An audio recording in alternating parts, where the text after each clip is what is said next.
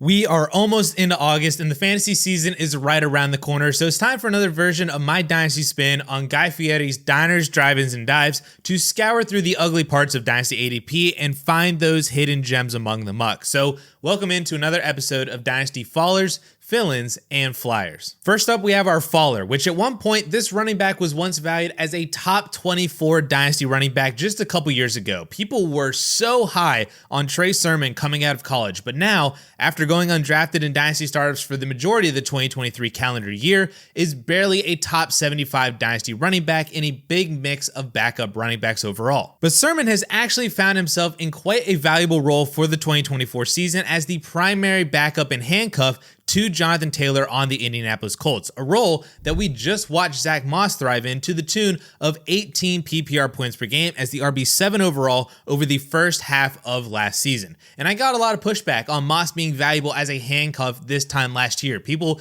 did not want to hear it because they thought it was Deion Jackson or 2023 rookie Evan Hull, but it was Zach Moss the entire way, and for 2024, now it's Trey Sermon's turn. And we actually got a glimpse of what the upside could be for Sermon in this Colts backfield as the starting running back. He only played one game last year with over a third of the snaps played, but in that game, he rushed for 88 yards on 17 carries. He didn't see any targets. Those went to Tyler Goodson, nor did he find the end zone. Minshew ended up throwing 3 touchdowns that week, but 17 touches and over 5 yards a carry is not bad at all for being thrust into the starting role for just a game. We know Jonathan Taylor has dealt with injuries for 2 years in a row now, missing at least 6 games each season. So if that happens again, Sermon is going to see perhaps a very valuable stretch of games as the starter and could easily be this year's Zach Moss.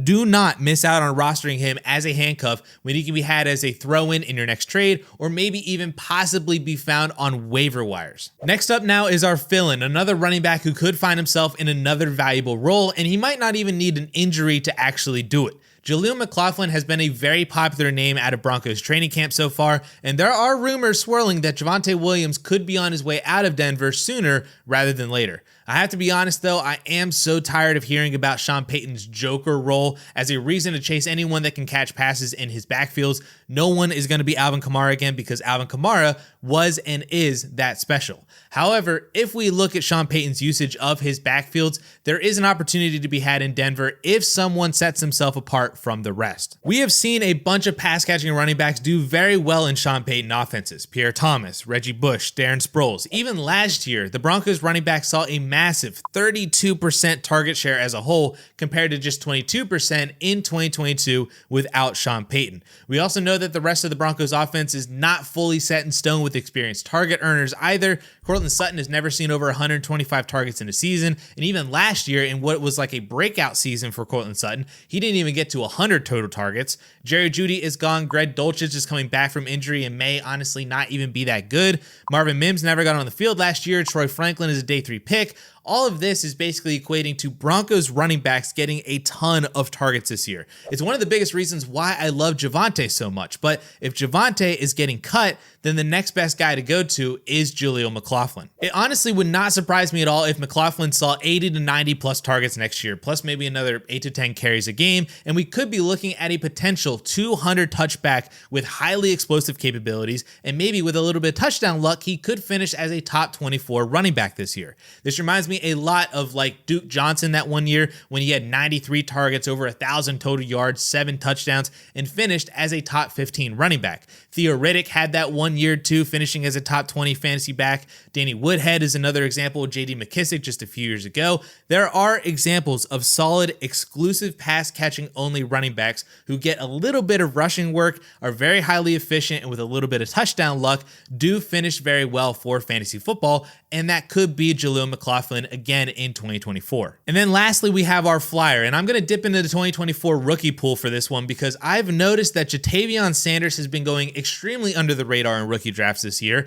and I know a lot of you have already finished your rookie drafts, but I bet you can pull away Sanders as a small piece in a much bigger deal and stash him for the 2024 season. The reason that he's been going so far under the radar is because all of the hype is on Ben Sinnott as the rookie tight end 2 in the class behind Brock Bowers, but I'll be honest, Sanders is still my tight end 2 in the class, just like he was before the draft. The only real argument for Sinnott over Sanders is just draft capital, as film and numbers mostly all still point in Sanders' favor. Over the last 2 seasons in college, Sinnott posted over 1,100 yards and 10 touchdowns on 82 receptions, which is really good production, but Sanders posted almost 1,300 yards and 7 touchdowns on 99 receptions, and those numbers are even more impressive when you consider the target competition that each player had around them. Sinnott was arguably the best receiver on the team at Kansas State for the past 2 years, but Sanders was competing with Xavier Worthy, Adonai Mitchell in 2023, Bijan Robinson in 2022, and Jonathan Brooks last year. I mean, it's been a lot more going on and a lot busier in Texas,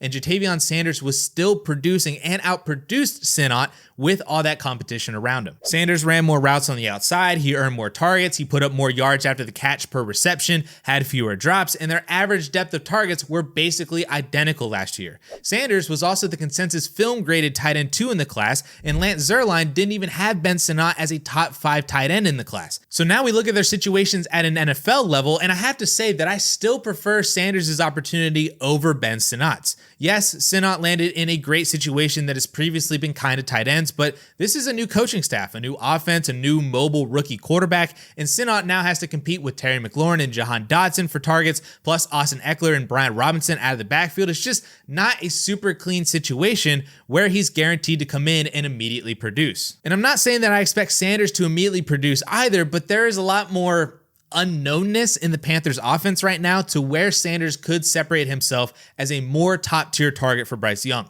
His main competition is, of course, Deontay Johnson, but after that, we have a really old Adam Thielen, who also kind of feels superfluous with Deontay there now. I really like Xavier Legette, but the hit rate for 5th-year wide receiver breakouts in college is extremely low, and he may not ultimately pan out, just like Jonathan Mingo and Terrace Marshall, who I've basically written off. He's back with Jonathan Brooks again, but it's not unlikely for Sanders to become the second option on this team, and he certainly has more experience producing with competition than Ben Sinnott. And that's honestly probably because JT Sanders is just a really good tight end, and I want to stash him on every single one of my Dynasty teams right now because he could be a hot name next year as a breakout candidate, but you already have him and you're ahead of the curve.